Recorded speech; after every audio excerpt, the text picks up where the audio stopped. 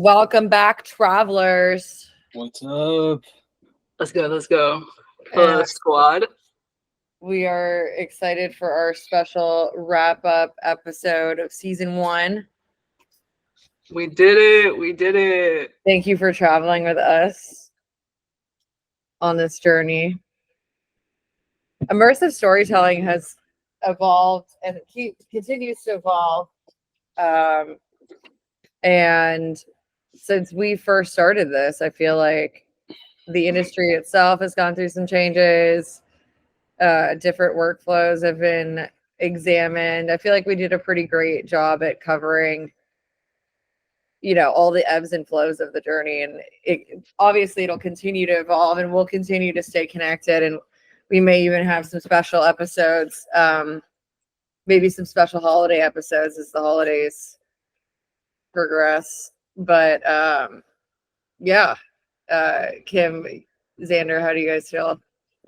Because what are some of your favorite highlights? I think, mine's going back to In the Wild. There's still a lot of content there that we got to dig up. In the Wild, In the Wild was pretty epic. I think one of my favorite, In the Wild, the Amber Simpson episode was great. Yes, very informative. Our community forum episode. We did it too. We hit the follower count. It took a bit, but we got it. We did everything we set out to do. We did. So proud of us for season 1. And we will continue to evolve. Mm-hmm. But I think my favorite is probably the In the Wild episode. Also, I liked the flyer making episode. Nice. Yeah. How about you, Xander? The Into the Wild episode was really cool. I love seeing you guys together, and I've gone back and watched some of the content from the season and stuff, and it was just magical. Really funny, cool time seeing you guys connect for the first time in real life. Also, and you guys gelled so well.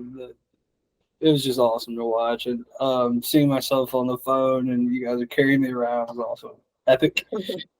So that was really cool. I really enjoyed that. And then, the other moments I enjoyed were when we went live on LinkedIn. I thought that was really cool. I don't know if it technically made it to an episode, but those moments were really cool. Just getting to connect with the real community was really awesome. And I want to thank you all because I realized how much I've grown in these past, 6 months-ish? Maybe 6 and some change, because I didn't have a single LinkedIn post. And I remember wanting to cry when I was trying to make that first post because I didn't know what to do. And then I did it wrong anyways when I posted. But y'all helped me. So, and now I'm doing it out here, going on lives. And it's really a muscle. I really stepped into this personal branding. So thank y'all, because sometimes it could be very intimidating feeling like you're doing it on your own, but having a community of y'all beautiful people who would go and like my post, even though sometimes it's just that one person liking it. Yeah, and it makes a difference. It's just thank you. You see me, I see you. I appreciate your grind, and I love. I don't know. I love this show, doing it with y'all. Just talking, hanging out. It's been great. So thank you. Thank you for being you, Kim. You always have an electric energy. And no matter what, you continue to push yourself into uncomfortable areas, which is super inspiring, because I feel like that's where the growth is in people in general. And it's just, we have a really special squad here. It's bittersweet, but I know that this wrap-up episode will just be a wrap-up of season 2. We'll be back around. So we're always growing. That's the thing. I love hanging out with y'all too much. You're not getting rid of me. This is season 1. You're no. So what do you mean I don't get no? This is my squad. it's also been nice because like I've been talking to a lot of people, and like now they've been noticing. It takes time, I think, for people to notice the podcast. So the feedback has been pretty good now that people have started to notice it, and they're especially people who not necessarily, they're not the most technical or anything, but they still love storytelling. So I feel like it's really this storytelling is this heart that connects everything. We say immersive because it's just like, being in it, being in the story, like Caroline is coming in here and she's like, get into character. Like we all are like, what's going to make you feel the most you? And I think at the end of the day, that's part of like what makes immersive storytelling so beautiful is just the authenticity of it all. Like we are out here. This thing is not script. Kim's talking off the fly. Questions are flying from everywhere. Sometimes it is though, and I do appreciate that because sometimes I do need structure. So out here with y'all on a beautiful wrap-up episode of all things immersive storytelling. Travelers. Totally. And I feel like the season one maybe theme, if there could be, was like maybe one of like resilience. For the for all of us through the immersive industry, through the oncoming waves of AI and other global events that are shaping so much of the landscape of society, as well as our industry, and those things are change alone is unchanging.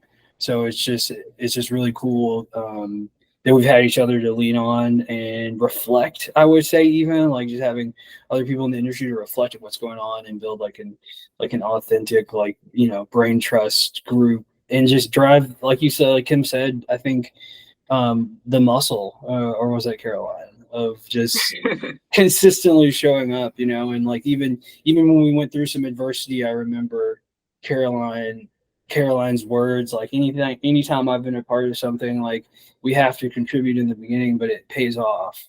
And so yeah, I'm just super grateful for both of you incredible like leaders and entrepreneurs and friends, for collaborating and just spending time together here and creating something together. So it's been an awesome experience. And I feel like as we've watched the world evolve in just these short 6 months. I do want to applaud that because the hardest thing about this whole thing is being consistent. So, many people say they're going to do a podcast, but it's hard to count how many we've done because some have gone wrong, but we did we did have a goal of like 21. And I do feel like, if with all the content that's still backed up, we kind of hit that number. So I'm kind of feeling good, but either way, I definitely feel like we have a season's worth. So thank you all for this gratitude. Yeah, maybe it'll be like a spin-off episode. Yeah, major gratitude. To turn back around to current times, I've been seeing a lot of cool content coming from Xander on the headshot. Facts. Yeah, I mean, honestly, your content is top tier. It's top tier, but it's also very inspiring and fresh. And it's some of the few content pieces that pop up on LinkedIn where I'm like, okay, like people are still killing it out there and bringing humanity together through technology. And so just shout out to Xander for all of the content I'm seeing on LinkedIn right now. I think it's pretty great. And it like some of those shots, I think of Max brought a smile to my face. Aww. I think we did some of his headshots and they were like in ancient Greece or something. Like, samurai. Yeah, he was pretty cool. And then he was Wolverine from the X-Men, which was pretty cool too. I don't know. You guys saw those. Everybody else was like, I need headshots, professional, corporate, on stage, and Max was like, I want to be a samurai, I want to be Wolverine. So it was cool to do some creative stuff, and thank you so much, guys. I really do take that to heart. One thing I think I've learned is like scaling. If you get 10 people who are fans of your work, or you can inspire through your work, you know, you might just have to be patient to get more eyeballs on it. But if those 10 people like it, then, you know, maybe 100 people or 1,000 people will also like it. So it's just part of the journey, man. But I really do appreciate the feedback and the encouragement. You know, you guys have inspired me to keep pushing a lot. So it's reciprocated. And I love you guys' freaking content too. Like both of you do some awesome shit. Like totally. I think that's why it's so fun. And like, Yeah. you know, I come from a background in engineering, but I always feel like the power is really in the creator. Like, you know, I can engineer something all day, but if there's no creators who actually use it, who's gonna buy it? Like, who is it even for? Like, and so yeah, I think out of all of it is just I love your minds. They're beautiful. So it's it's always fun. I thought you were gonna pull Janice like for a pop-up special right now, Caroline. I was like, yes, Janice making an intro. Season 2, we're adding a new host. Oh my god. I guess what are other key takeaways that you all feel like have helped you grow through this journey? Or like if you would give someone some tips about whether it's starting a podcast or just anything in general that, you know, they've been saying like, I want to do this thing, or like, you know, but something's kind of, for one reason or another, they haven't started. What are some of the tips you feel just help with either getting started or creativity? With getting started, I think two things. One, like find a model or a super influencer or someone that inspires you that you can aspire to be like, and you know, maybe recreate some of the steps they took to get there with your own authentic voice. And then two, you know, with also with the modeling, just be patient. You know, it may take time to build in this fast world. We can build stuff so fast, but like some things still take time, like building an audience, finding the right fit for the audience, and really trying to solve a problem. That was the other biggest lesson I think I've learned is with the technology coming out from AI to 3D to wearables to immersive, anything. I think the most useful for everyday life or solving authentic problems and then building around that. I think that's a really good strategy or philosophy for both creating content and creating products um, or even brands. You know, solving everyday problems for people. That's one of the things I've really enjoyed with the headshots. Me as an introverted person, um, I've not always had like I express myself through the creative arts and stuff because it's so fluid. And even when I was a photographer and stuff, like I would take pictures of myself sometimes, but it's just not my bag. I'm not really that kind of person. But in today's society, you kind of have to be in a sense. So I think it's a good way to like meet halfway. It for me personally, it helped me just get some imagery out there, like, all right, I can express myself and do some different shit and be creative with my own image.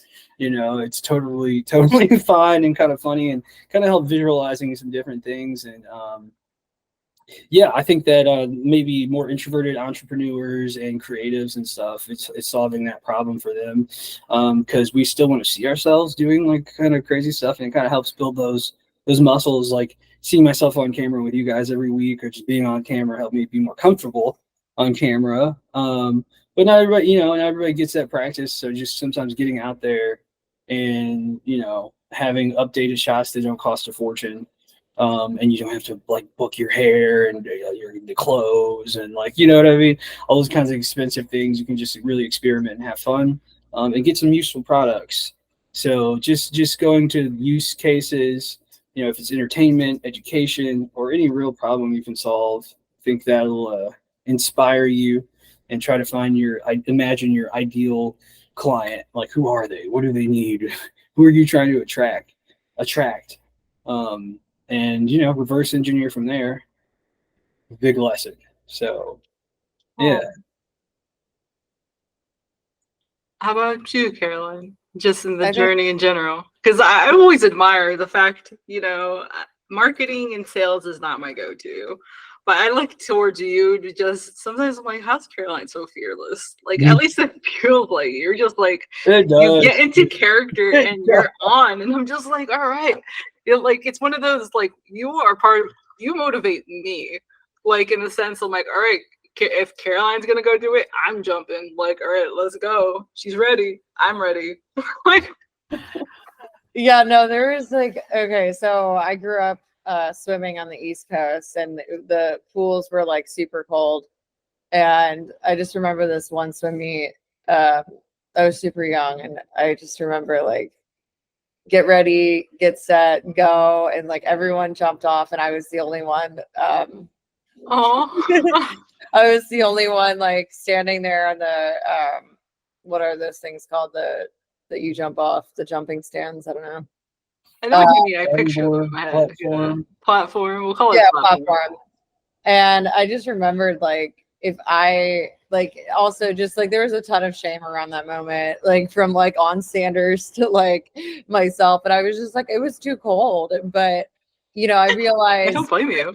I realized from seeing everyone swimming, like, like once you jump in, your body like, naturally warms up to it, and your own body moving forms its own heat cycle. So a lot of the like paralysis of not jumping off is in your head.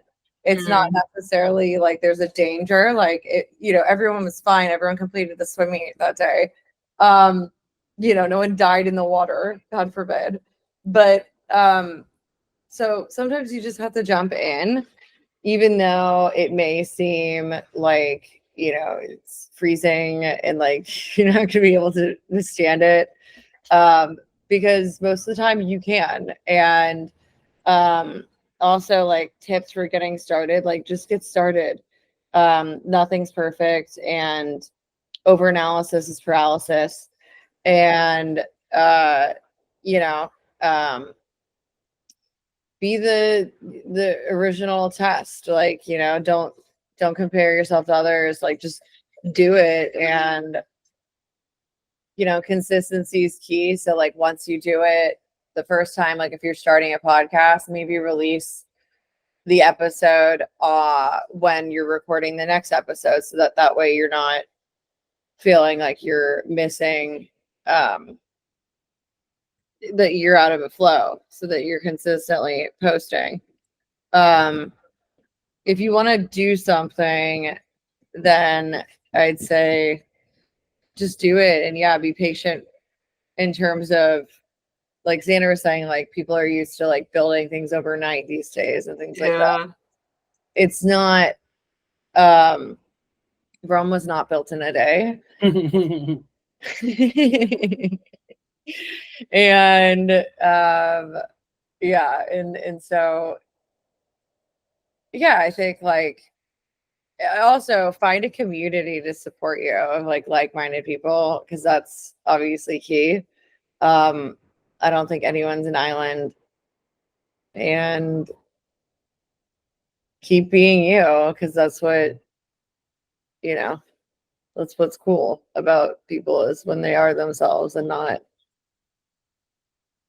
Agreed. And I think part of it's also just letting go of like things having to be perfect. Because sometimes you overthink it, or sometimes going 90-80% of the way is okay, and you'll get better on the next one. Like I'm sure if we go back to our first podcast recordings, remember how many times we would say in comparison to now, or like Yeah. I still say like a lot, but that's the California in you. I don't know how we're going to change that completely. Seriously. But we've gotten a lot better at public speaking, and that's just because we do it. Like I didn't think I'd be, someone who would be on camera out here being the face of a brand, but I know it's something I wanted to challenge myself. I'm very big on if something's not my strength, if I am able to work on that, then I'm invincible. Like, like if you can work on your weaknesses, like you're become a superhuman. but consistency is the ground thing. And I do want to thank you, Caroline, because there was a lot of times, like, you know, I know even from Xander and I, we were just like, what are we doing with this podcast? Like, what's the goal? And then you always grounded us in like the ultimate vision. Thanks. And, Yeah. you know, and that was always our love for immersive storytelling. Like, immersive storytelling has a lot of forms, and yes, it's tied in with emerging tech, but the emerging tech isn't what makes it special.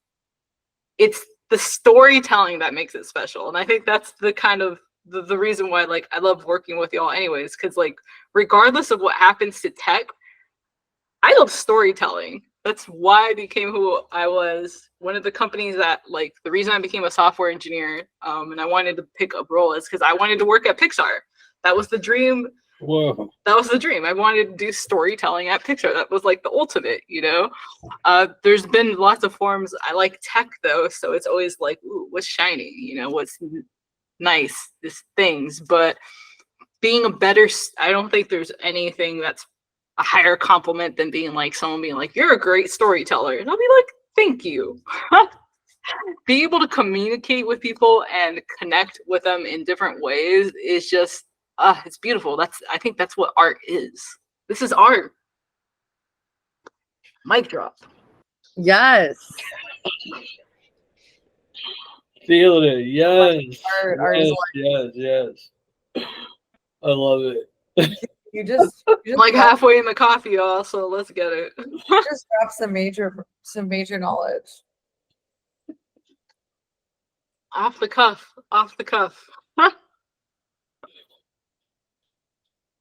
So, you know, not sure, like, this is the wrap up of season 1, but just overall, where do you think, like, I'm getting all.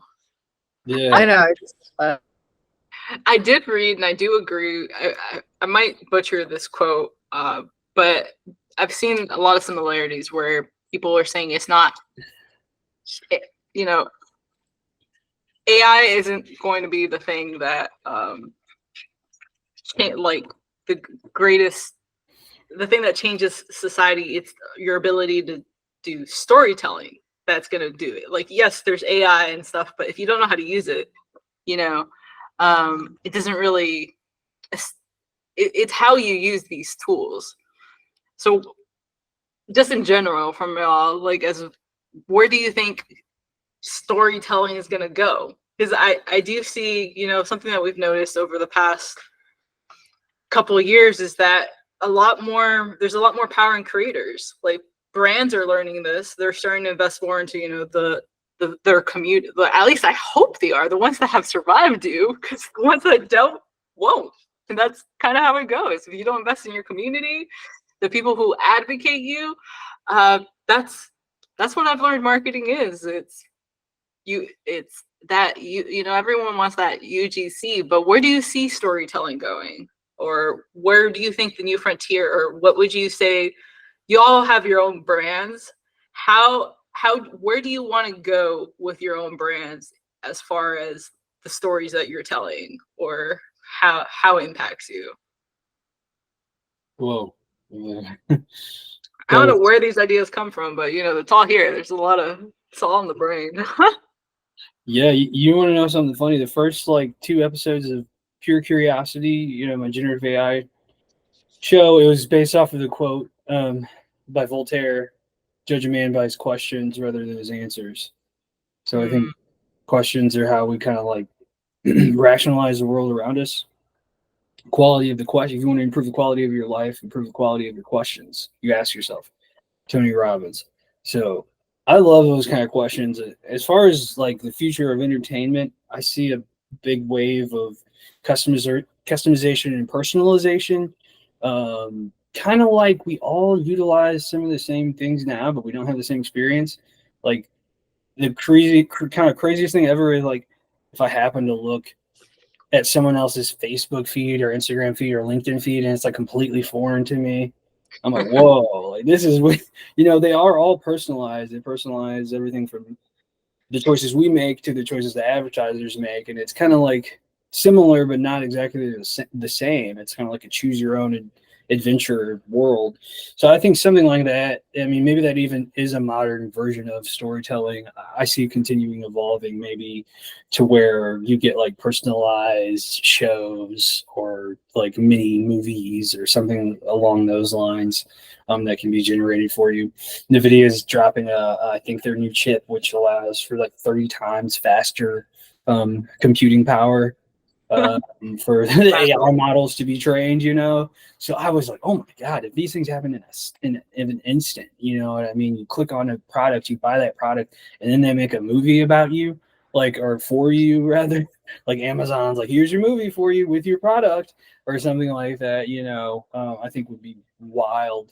So personalized, on demand, generative content. Um, I think is cool. Maybe seeing everybody loves seeing themselves like in or on the screen to some capacity. So I think it'll just evolve more. Maybe it'll be the main character in a movie or a plot. They'll be able to generate for you or your friends. Even it'd be crazy if like they made a movie for you and your friends, and you know that might change the movie going experience if all the audience was in the movie based off of I don't know. But this is We're just not that far off. That's just the going amazing sci-fi, thing. yeah. Like they make the movie, but everybody in the audience in the movie is certain characters. I don't know, but personalized, on-demand, generative content, I think will continue to advance, and maybe if they can tie in immersive technology to that, that will help. That will help with the interactive element, and then you know put those layers into the real world via augmented reality or filters. So it's just I think it's about those aspects of storytelling. I'm pretty sure will emerge, like the devices and the mediums and how it's going to be delivered is kind of I don't know. Or, you know, it depends what technology we can get and how fast. But I see those parts happening. And so for my own, the second part, or maybe it was the first part, but the other question that you asked, like I'd love to see myself being able to help other creatives and people who just have these incredible worlds within themselves, like materialize that, synthesize, like you know the actual product, like seeing your design in 3D for the first time, or seeing something you created, or seeing yourself like in just new and exciting ways that you haven't seen. I think that is really powerful in helping break down the barriers of entry to technology simply by just having people, inspiring people to be curious and try shit, you know, break shit. As Kim says, I'm gonna break some stuff. It cracks me up. But It's yeah, like you just want to fight something sometimes, you know, like yeah, just mental, yeah. have some fun and just go on a posting spree like Caroline. Like, dude, she just like has built and You just are come up with so many consistent. brands. I Like, don't. holy shit, that's a whole universe she just created. So it's awesome. Yeah. I hope immersive technology and storytelling, like where I like to see it go, is like I want more QR codes on the street. Hmm. You know, I'm all about the QR codes. It's like, you know, you scan it, you don't know what's gonna happen. Like, you know, and No. I want to scan it and then I want to see some overlays. Huh. I want to see some overlays in the physical world. I also am curious about where Google is going with their geospatial creator toolkit. Last I heard that it was going to be the content from there was going to be integrated into, I think, Volkswagen cars, like the GPS systems. Whoa. Interesting. So that would be cool. I think those things are very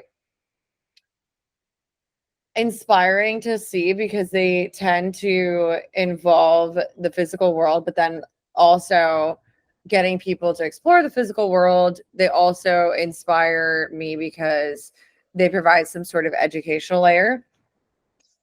And so, you know, I think part of storytelling is, you know, sharing knowledge in some way. It doesn't necessarily have to be book knowledge, but sometimes it can be, you know. I uh, I think like the etymology of things is cool. Like you could do a whole series on like, you know, street names, like where it came from, that connects people across generations. I think the whole point of storytelling is connecting. Also, so I'm interested to see, now that we've sort of been playing around with immersive storytelling, what people can do to start making interconnected storytelling and make this all happen. Because without the interconnected part,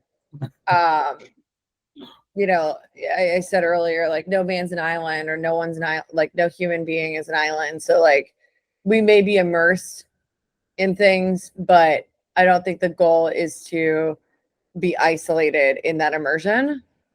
And so I think, you know, it's going to take people that have an open mind, especially on the engineering side, I think, you know, that have the capabilities of creating the interaction from a programmatic perspective, to really be open to, yeah, working with creators that maybe have a vision that, you know, is harder to articulate in terms of programmatic language, but, you know, having people work together to make these things happen, I think will be important. And to Xander's point, like of seeing the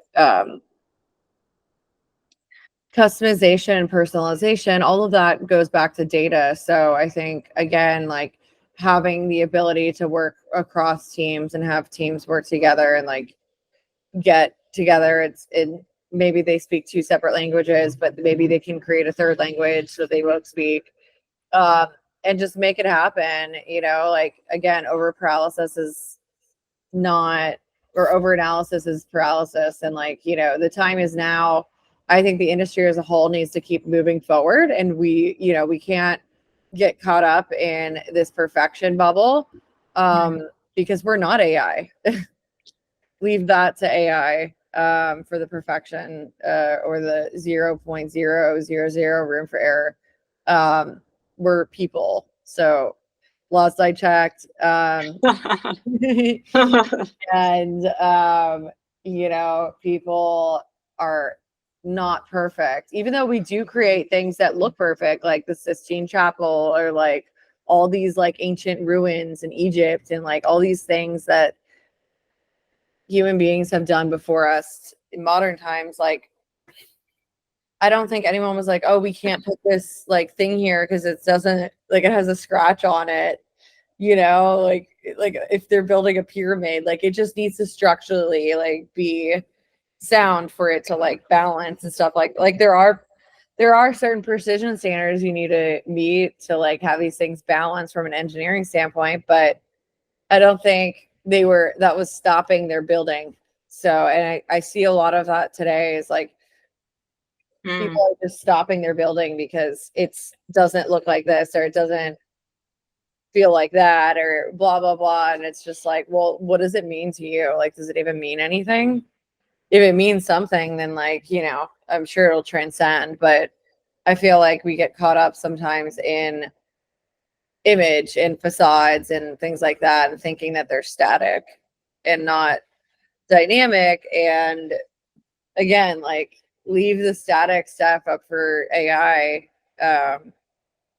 We change, you know, every day. And I think like perspectives can change, especially after hearing someone's story. Like you may have a perspective and it be fixed, but then you hear someone's perspective on something and you're more open to perhaps changing your understanding of what the matter is because of someone's ability to tell a story and your ability to connect with that story and put yourself in the perspective of that.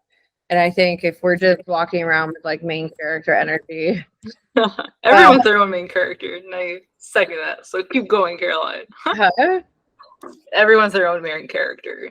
So everyone's their own main character, but if we don't like, if we can't step out of the perspective of being the main character for a minute to hear someone else's main character issue, like then we're like not doing this right. Because like, yeah, everyone is a main character, and like if you're viewing someone as like a secondary character, like supporting actor, supporting whatever, it's just like, I don't know.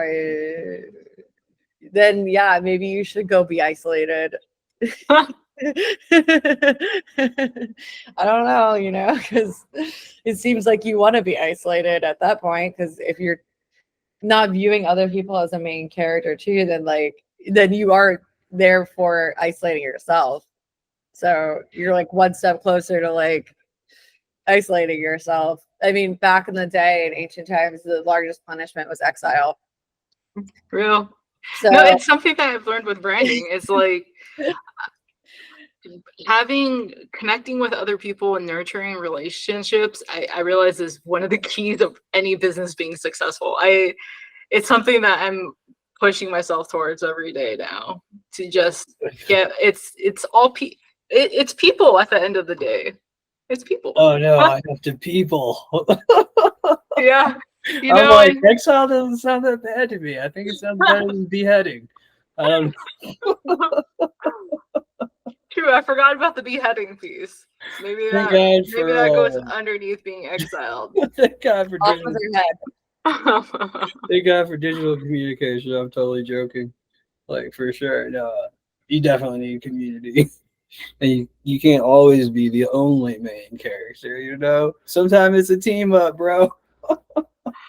I do feel like I work better in teams. It's just, when the vibes are there, you could go so much further, especially with collaborating. But also just want to shout out to, I feel like one of the things that sets like successful brands apart from, brands or just people or startups who have the idea, then they cut it down because it's not perfect, is sometimes it's okay to get that like 80% of the product out, because then you'll be able to put it in the hands of customers or find your like put it in the hands of someone who's closer to your community, and then figuring out from them what is it that they want. Xander had mentioned this before too, is like really about community and figuring out like solving an actual problem.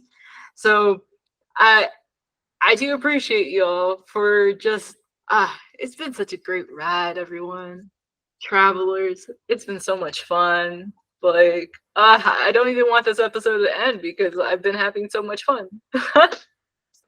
Yeah, thank you for traveling with us, and also stay connected with us on LinkedIn, and we will continue to travel together and inspire each other to keep the journey lit and Liddy. Yeah, I mean, it's been a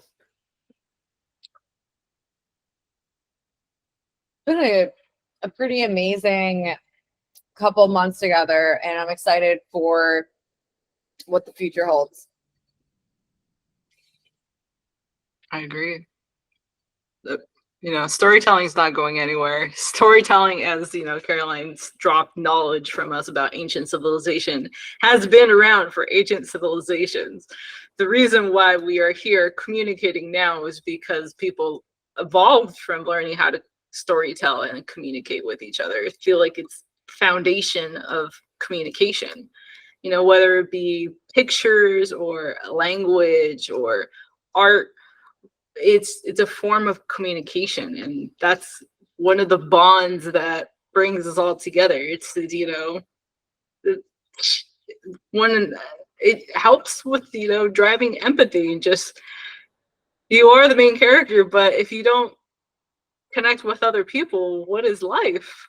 Like, what is life if not to share it? True that. I'm so glad we get to share it with our audience and each other. Oh, that was poetic. Thank you. That was awesome. Tears. I'm like so happy, and at the same time, I'm like, oh, this has been a beautiful episode. It's a good wrap up. Totally, dude. Very, very, very grateful. Yeah, this is good vibes. Excited to release. Always be connected. Oh, always be connected, everyone. And on that note, everyone, Thank y'all for a beautiful season 1. We will see you on the LinkedIn. We'll be doing what we have been doing, just going in there more. And even if you like touch back with us in a couple months, and I want to see where, I know we're going to go very far. 6 months ago, I had never done a LinkedIn post, and now I've done more lives than most people on LinkedIn. Yeah. Woo. And I have more IGs than I know how to handle right now because we're just everywhere. Brands, we all have our own brands that we're pushing to, and thank y'all for your support. Till the next one, travelers.